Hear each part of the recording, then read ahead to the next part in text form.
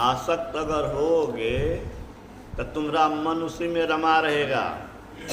अब मन रमा रहेगा तो फिर मरने के समय में भी मन उसी संसार का सुख खोजेगा। और सुख संसार का जब खोजोगे तो भगवान परम अवघड़दानी है, जो सुख खोजोगे वही सुख देने के लिए तुमको फिर इस संसार में भेजेगा। अब मनुष्य शरीर वाला काम नहीं करोगे तो कुत्ता बिल्ली के जोनी में जाकर के शारीरिक सुख खोजते रहोगे। इसीलिए संसार के सुख में अनासक्त रहना है।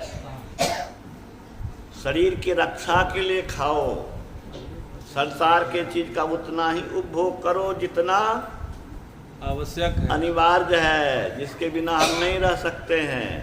शरीर को रखना जरूरी है, इसलिए खाना जरूरी है, पीना जरूरी है, दवाएं भी जरूरी है।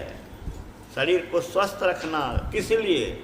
इसीलिए कि हमको अगला जीवन भी, भविष्य भी, क्षणिक नहीं, परमानेंट जीवन, आत्मा का अनंत जीवन। इस शरीर का जीवन तो 25, 50, 100 बरस से ज़्यादा किसी का नहीं रहने वाला। इस जीवन की नहीं, अनंत जीवन, लाखों लाख करोड़ों करोड़ वर्ष हम अच्छी स्थिति में रहें। इसके लिए इसकी ज़रूरत है कि संसार के सुख में अनासक्त होकर के भोग करना है। खाना तो है ही है, नहीं खाएंगे कैसे चलेगा काम। लेकिन जीव्या के लिए नहीं खाओ, स्वाद के लिए नहीं खाओ, स्वास्थ्य की रक्षा के लिए खाओ। और शरीर को इतना नहीं खाओ कि ध्यान भजन नहीं हो। हाँ, थोड़ा खाए तो कल पे झल पे, घना खाए ले रोगी। तो न बिल्कुल निराहार न हो और न ठूस के खाओ। इतना खाना जरूरी है जिससे कि शरीर हमारा रहे और हम अपने अनंत जीवन को सुखमय बनाने के लिए साधन भजन सत्संग कर सकें। आप पीएचडी रहो कि डिलीट रहो, ये दुनिया के विद्वानों मोहल्ला के लोगों सुन लो।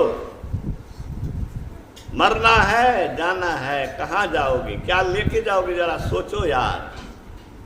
कब शरीर छूट जाएगा इसका ठिकाना नहीं है। संत महात्मा के अमृतमय उपदेश और परम कल्याणकारी वाणी को उतनी ही आदर से सुनना, विचारना और जीवन में उसको उतारना आवश्यक है।